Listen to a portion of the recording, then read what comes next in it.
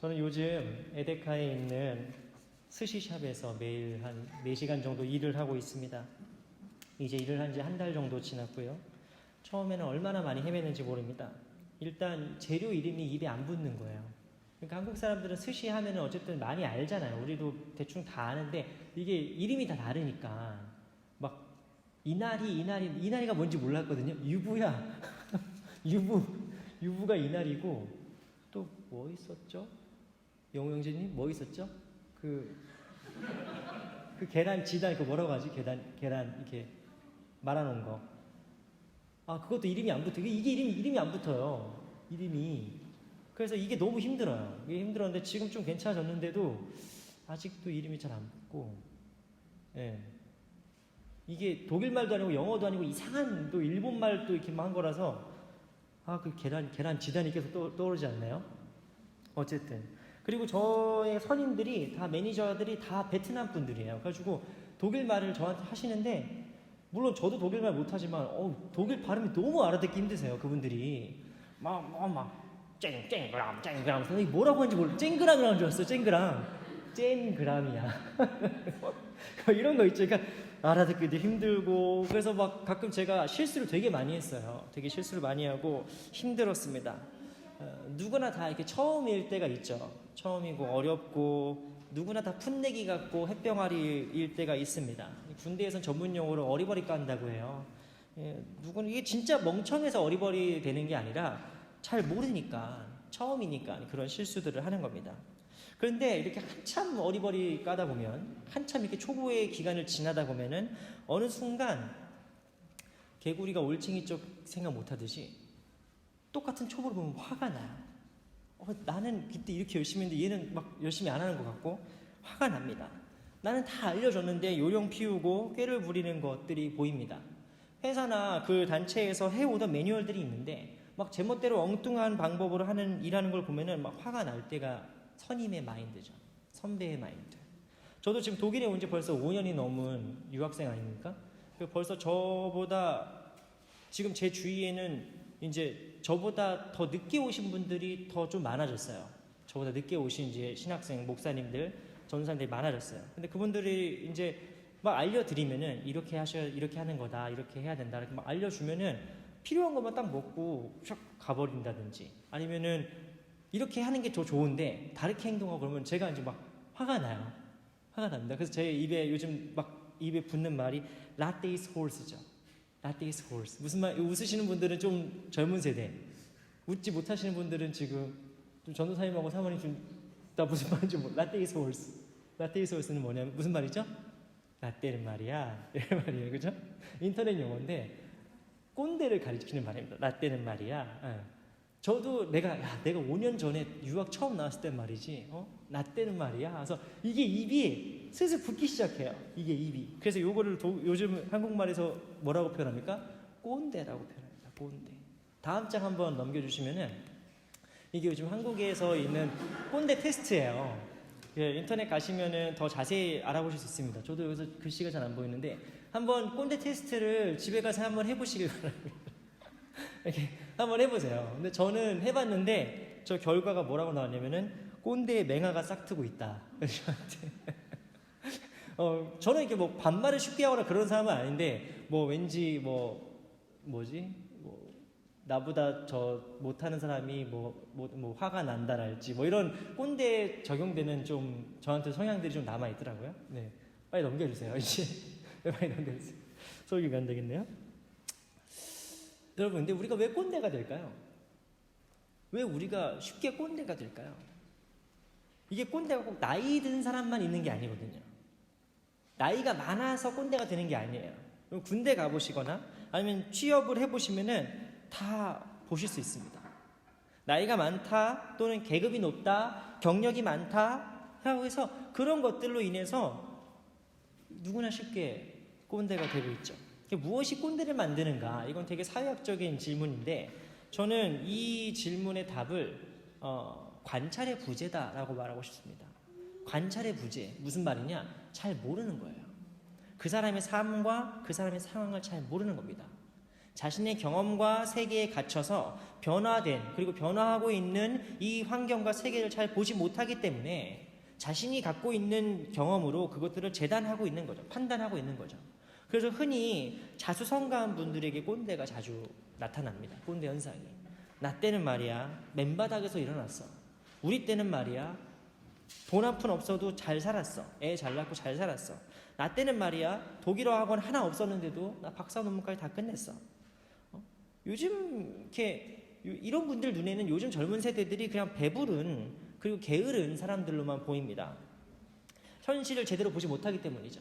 그래서 옛날 세대와 지금부터 몇십 년 전만 해도 뭐 경제 성장률이랄지 취업률이랄지 주택 보급률이랄지 집값 상승률 같은 것들을 비교해 봤을 때 오늘날과 비교가 안 돼요. 오늘날과 비교가 안 되는 겁니다. 그래서 현실이 얼마나 지금 어렵고 미래가 얼마나 불투명한지를 모르기 때문에 그런 관찰력이 없기 때문에 그냥 아유 다 게을러서 하는 소리야, 다 나약해서 하는 소리야 라는 말이 쉽게 나오는 거죠. 오늘 본문은 예수 그리스도께서 세례를 받으시고 난 다음에 이야기를 요한의 방식으로 기술하고 있습니다. 우리가 지난주에 주님 수세주일이라 해서 예수님 세례 받으신 이야기를 같이 나눴는데 요한복음은 예수님의 수세 장면이 나오지 않아요. 하지만 요한이 32절 33절까지 말씀 보시면 지금 성령이 비둘기와 같이 하늘에서부터 내려온다 라는 것을 얘기한 거 봤을 때 요한복음에도 이미 예수님의 세례 받은 장면이 전제되어 있다는 것을 우리가 알 수 있습니다. 그래서 세례 요한은 예수님의 세례를 목격한 뒤에 34절에서 이렇게 말하는 거죠. 34절에서 그가 하나님의 아들이시다. 세례 요한이 예수를 보고 뭐라고 하는 겁니까? 하나님의 아들이 저기 있다라고 얘기하는 겁니다.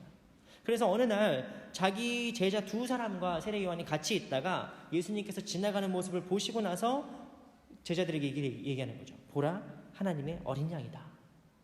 무슨 말입니까? 저 사람이 참된 메시아다. 저 사람이 너희가 따라가야 될 참된 스승이다 라고 얘기하는 거죠. 그래서 이 말씀을 깨달은 두 제자가 세례 요한의 제자였던 이 두 사람이 예수님께 와서 지금 다가오는 겁니다. 그럼 예수님께서는 지금 자기에게 다가온 그 사람들한테 막 고마워. 나 아직 내가 메시아인 거 보이지도 않았는데 내가 아직 기적 하나 보인 게 없는데 이렇게 나한테 먼저 와서 참 고맙다. 내가 나중에 너희들의 이 호의를 내가 잊지 않으마 라고 예수님께서 말씀하지 않으세요.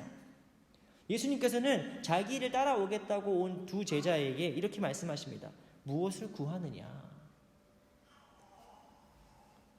38절 말씀. 무엇을 구하느냐? 이 말씀이 왜 중요하냐? 이게 요한복음의 첫 번째로 나오는 예수님의 대사예요. 예수님이 요한복음에서 첫 번째로 하신 말씀은 막 공간복음처럼 막 회개하라, 천국이 가까이 왔다, 뭐 이렇게 막 뭔가 멋있는 하늘을 찢는 뭔가 이런 사자후 같은 말씀이 아니라 뭘 구하는데 그리스 말로 티제테이테, 니 뭘 찾니? 무엇을 찾니? 라고 아주 간단하게 퉁명스럽게 얘기하는 거죠. 요한복음에 나오는 예수님의 첫 번째 말씀은 질문입니다. 마가복음에서는 악령을 잠잠케 하시는 하나님의 역사, 악을 잠잠케 하기 위해서 예수님께서 말씀하시고, 마태복음에서는 산상수훈, 모든 사람들에게 하나님의 더 나은 의를 선포하기 위해서 말씀하시고, 그리고 누가복음에서는 하나님의 은혜의 해를 선포하기 위해서 예수님께서 말씀하시는데, 요한복음은 어떻게 말씀이 시작됩니까? 질문이죠. 너희는 무엇을 찾느냐? 너희는 무엇을 찾느냐? 예수님은 자기를 따라온 두 제자들에게 무엇을 찾냐고 묻습니다. 이 말씀의 의미는 뭐냐? 뒤에 계속 나와요.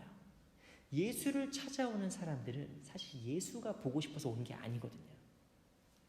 요한복음에 나오는 수많은 사람들은 예수님 때문에 예수님을 찾는 게 아니라 다른 것 때문에 예수님을 찾아요. 군중들은 배가 고파서 예수님을 찾아요. 그래서 오병이어랄지 뭐 이런 거죠. 당시의 종교 지도자들과 기득권층은 예수님을 죽이기 위해 찾습니다. 한쪽은 생명을 위해서, 한쪽은 죽음을 위해서 예수를 찾습니다. 그런데 이 두 제자는 다른 이유에서 예수를 따르는 거죠. 이 두 제자는 그냥 이 예수님과 함께 머물길 원했다.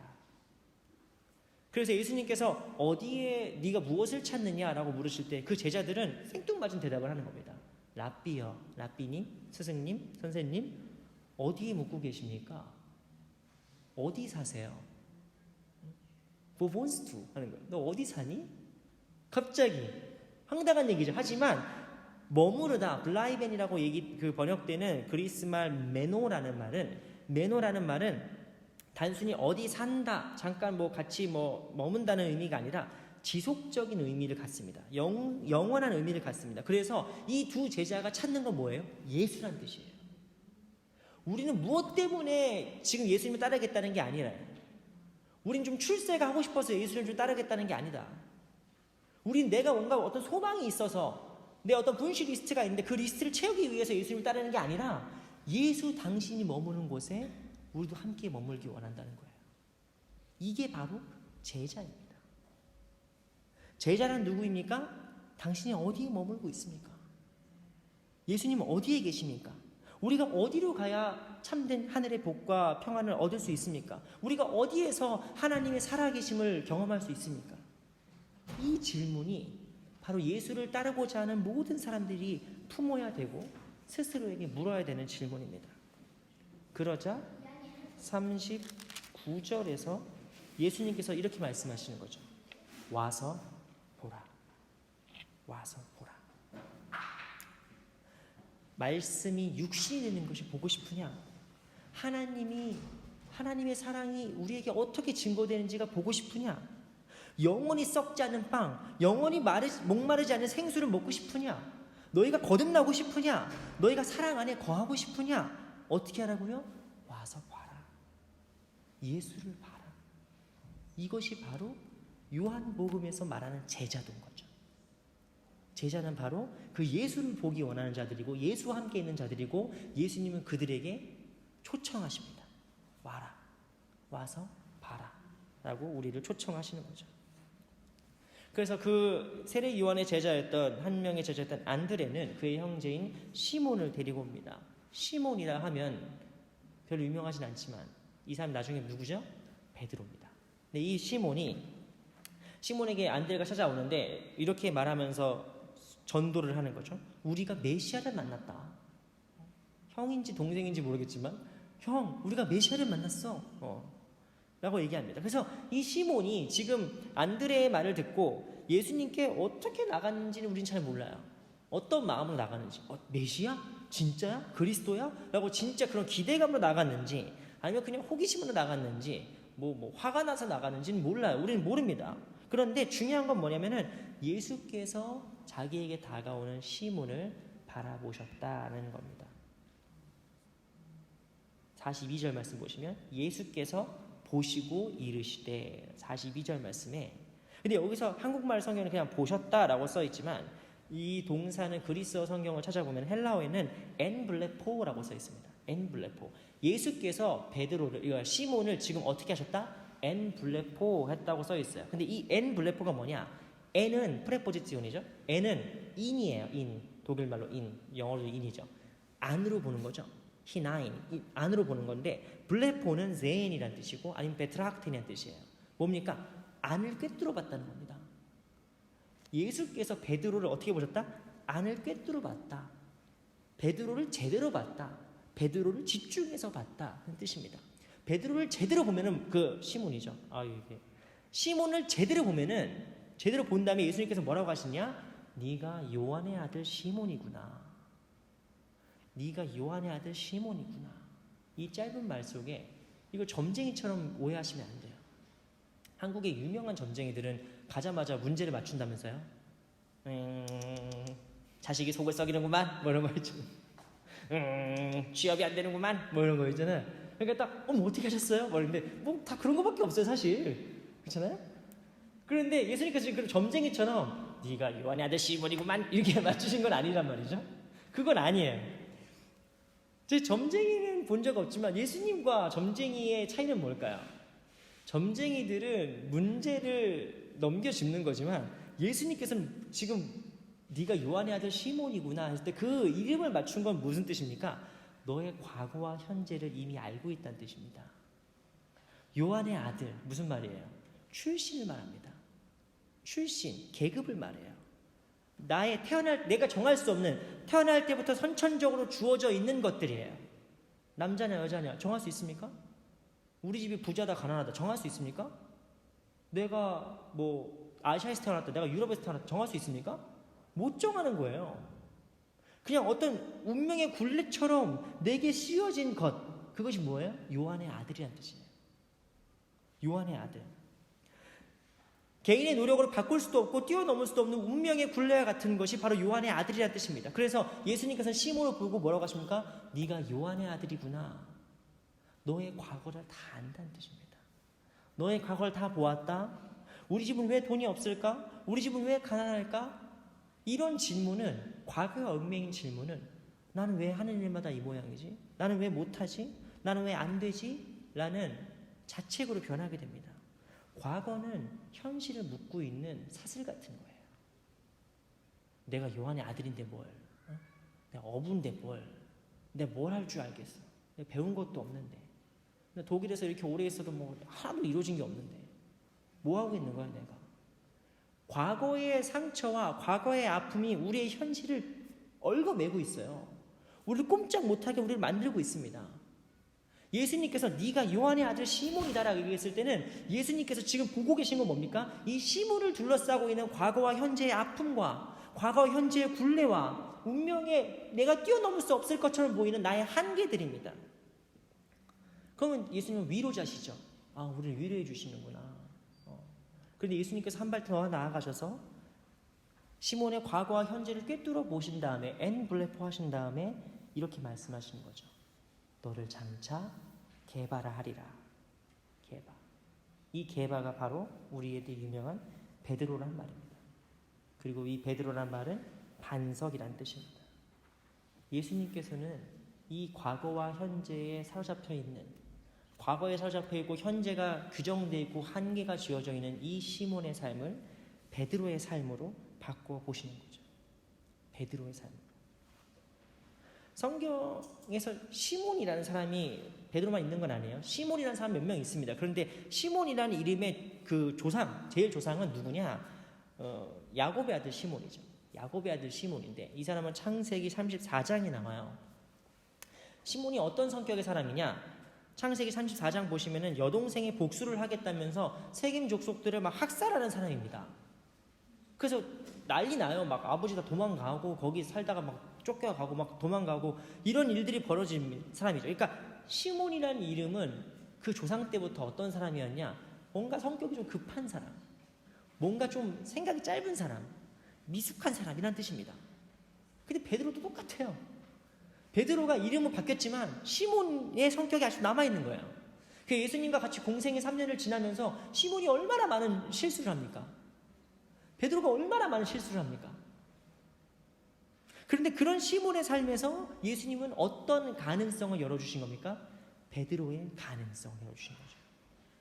그렇게 실수가 많고 그렇게 한계가 많고 그렇게 부족한 게 많은 시몬이 아니라 네가 이제 베드로라는 거예요. 베드로는 어떤 사람입니까? 지금도 가장 위대한 예수님의 제자라고 불려요.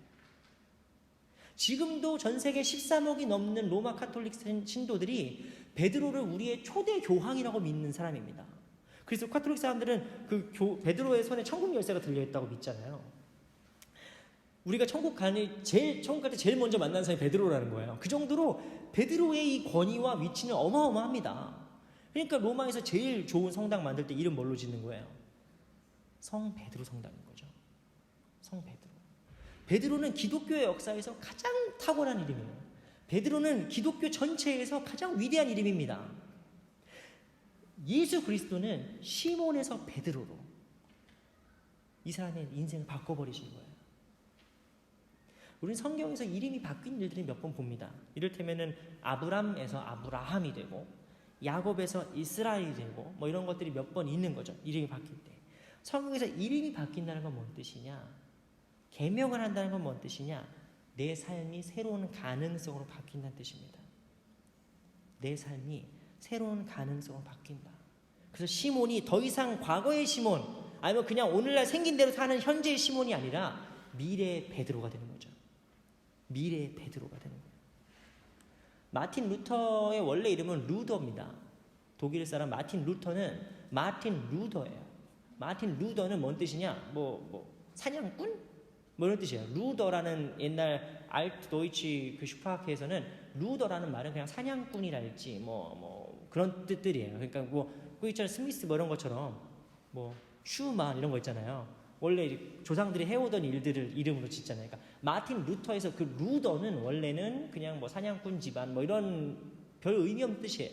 근데 마틴 루터가 성경을 읽다가 예수 그리스도를 믿는 그 믿음이 우리를 의롭게 하는 거구나라는 걸 발견하면서 그 엘유테로스 자유롭게 하다 그리스 말인데 엘유테로스 아니면 독일 말로 엘로이토로스라고 읽는데 아무튼 이 엘유테로스란 말에 꽂혀요.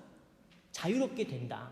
그래서 엘유테로스란 말에서 N 빼고 테로스 빼가지고 루터로 바꾼 겁니다. 자기 이름을. 루더가 아니라 루터. 뭐예요? 내가 사냥꾼 같은 사람의 집안이지만 사냥꾼 같은 가문이지만 내가 이제 이름 바꾼다. 뭘로? 자유롭게 된 사람으로. 내가 예수 그리스도의 보혈로 자유롭게 된 사람으로 내 이름을 바꾸겠다. 그게 마틴 루터의 결단이에요. 그리고 진짜 그렇게 살았죠? 여러분, 우리가 예수 그리스도의 말씀에 굳건히 붙들린다면 우리의 삶은 시몬이 아니라 베드로로 변하게 될 것입니다. 우리는 그저 충동적이고 실수하고 한계 지어진 시몬의 삶이 아니라 이 교회의 굳건한 반석이 되고 교회를 든든히 세우고 하나님의 복음이 증거되는 토대가 될 것입니다. 그리고 이 예수님의 통찰은 2000년이 지난 지금까지도 우리를 부르고 계십니다. 우리를 베드로로 부르고 계시는 겁니다. 사랑하는 빌레필드 교회 성도 여러분, 우리는 오늘 청지기 헌신 예배로 하나님께 올려드리고 있습니다. 이따가 우리 봉헌하고 나서 교회 광고할 때 청지기를 나올 거예요. 그래서 청지기 뭐 재직 나오세요, 뭐 찬양팀 나오세요. 근데 오늘 반주자랑 지휘자가 안 계셔가지고 뭐 이렇게 두 차례 하겠는데 제가 선서할 겁니다. 선서 뭐 선서 이런 건 안 하지만 제가 이제 우리 뭐 하시게 서약하시겠습니까? 네, 서약합니다. 이렇게 우리 교우와 이제 예배 자리에서 공적으로 우리가 선언할 거예요. 이걸 왜 하냐? 우리가 왜 하냐? 우리가 부족하기 때문입니다. 저희 담임 목사님 저부터 시작해서 우리가 감히 하나님의 일꾼으로 불림 받을 수 있겠습니까? 우린 자격이 없는 거죠. 우린 자격도 없고 능력도 없습니다. 지금 우리 중에서 목사 할 만해서 하고 집사 할 만해서 하고 교사 할 만해서 하는 사람이 어디 있습니까? 그런 사람은 없습니다. 재능이 좀 있을지 모르고 남들보다 우리가 경험이 좀 더 많을 수 있지만 남들보다 조금 더 열심히 할 수는 있지만 그것만으로 이 몸된 하나님의 교회를 섬기기란 부족하다는 사실을 우리 모두 아실 겁니다. 꼰대처럼 보는 사람들은 우리한테 이렇게 말할 수도 있습니다. 뭐 저 사람이 무슨 목사야? 에이 제가 무슨 집사야? 에이 뭐 제가 뭐 했다고 뭐 교사야? 이런 얘기를 할 수 있죠. 누구라도 우리를 그저 툭 본다면 누구라도 우리가 간과한다면 그렇게 얘기할 것입니다. 하지만 예수님처럼 이 시간 예수님 우리를 엔블레포하시죠. 어떻게 보십니까? 우리의 속을 꿰뚫어 보세요. 우리의 중심을 꿰뚫어 보시면은 예수님을 통해서 우리는 개바가 됩니다. 우리는 베드로가 됩니다. 즉 하나님의 교회를 든든히 세우는 반석들이 될 것입니다. 그래서 오늘 청지기 헌신 예배는 우리의 과거와 현재를 보면서 아유 쟤는 집사 안 돼. 쟤는 교사하면 안 돼. 뭐 이렇게 과거와 현재를 보면서 우리를 재단하는 시간이 아니라 우리의 미래와 가능성을 바라보는 시간입니다. 우리의 미래와 가능성을 여는 시간입니다. 우리는 우리의 지난 과거나 부족한 현실에 매여 있는 사람들이 아니라 무한한 가능성으로 열린 미래를 준비하는 자들입니다. 미래를 향해 열려 있는 존재, 미래를 향해 끊임없이 개방하는 존재가 바로 이거 신학자 판넨베르크가 한 말인데 예수님께서 창조하신 새로운 피조물이다. 예수께서 우리에게 만드신 새로운 피조물은 무엇이냐? 미래를 향해서 가능성을 향해서 끊임없이 자기를 여는 존재다는 것입니다. 우리의 이 신앙 고백 위에 우리의 이 부끄럽지만 담대하게 이 하나님 앞에 나와서 우리가 이 교회를 하나님의 교회를 섬기겠나이다라고 말하는 이 신앙 고백 위에 하나님께서는 오늘도 이 교회를 든든히 세우실 것이고 우리 청지기들의 헌신을 들어서 하나님 나라의 귀한 일들을 감당하실 것입니다. 시몬이 아니라 게바의 삶, 즉 반석의 삶으로 살기로 다짐하는 저와 여러분 모두가 되시기를 간절히 축원합니다. 기도하겠습니다.